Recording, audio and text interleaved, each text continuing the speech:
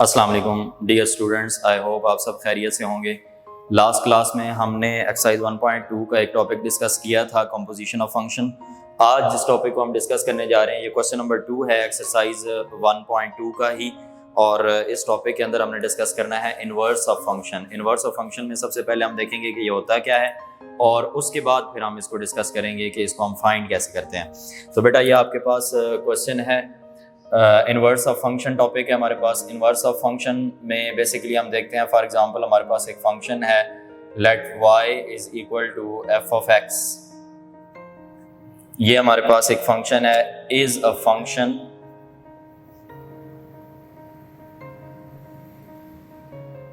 From x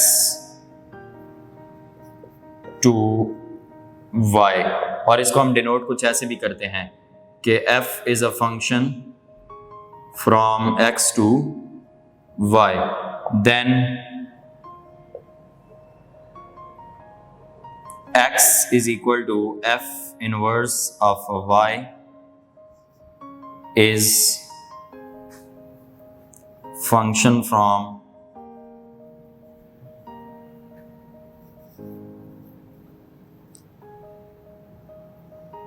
y to x। ये function होगा from y to x if and only if y is equal to f of x is bijective function.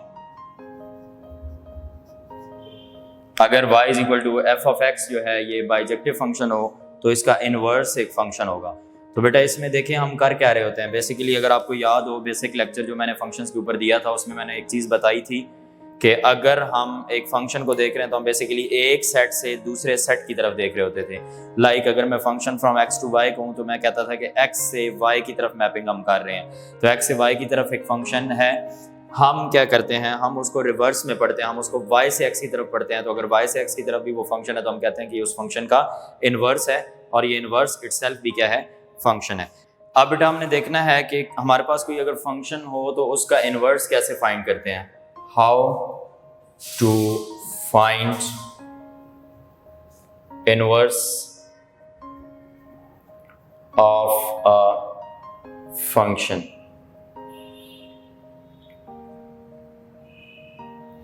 इसमें सबसे पहले step के अंदर हम बेटा ये करते हैं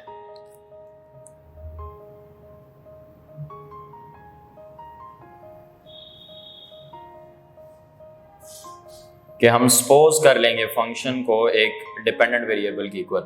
suppose y is equal to f of x। Step number 2 में स्टूडेंट्स हम ये करेंगे कि हम एक्सप्रेस कर लेंगे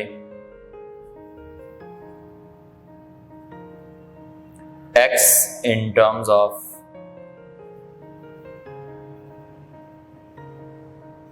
y। स्टेप नंबर 3 में हम ये करेंगे कि put x is equal to f inverse of y, and then last step में हम ये करेंगे कि replace y by x and you will be having your answer f inverse of x। हम एक एग्जांपल यहां पे करते हैं। लेट्स से हमारे पास फंक्शन है